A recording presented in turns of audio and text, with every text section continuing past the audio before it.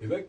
के गराको ए के गर्ने हो फोन चलाउँदै त के हो यार जत्तेर फोन चलाउँदै बस्छस् अहिले घाम निस्क्या मेरो एक उमेरमा त मैले केटीहरूले लखाड्थे मैले मेरो गाउँ मैले हल्लाउँथे थर्काउँथे मैले बुझिस् नि मान्छेले पत्ताउँदैनन् के मेरो नाम सुन्दाखेरि थुर थुर डराउँथे डन थे म डन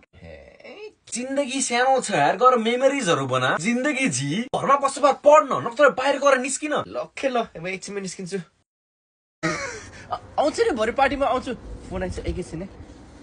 हेलो बाबा तेरो थोपडा मैले घरमा किन देखिन र केटाहरूसँग यस्तो बाहिर निस्केको बाबा बाहिर छस् त जत्थेर बाहिरै हलिन्छस् र चाकमा चुर्ना पसाछ कि क्या त घरमा बस्न नसक्ने यत्रो मेहनत गरेर छोरालाई हुर्का मुख पनि देख्न पाइएन त सेलिब्रिटी हो कि क्या अपोइन्टमेन्ट बुक गर्न पर्छ तँलाई देख्न अनि घरमा बस्दा नि तपाईँले कराउनु हुन्छ त्यसले त बाहिर निस्केको मैले जे भने तैँले त्यही मान्छस् हो अहिले पढ भन्दाखेरि किन सुन्दैनस् त भाडा माझ भन्दाखेरि किन सुन्दैनस् त ए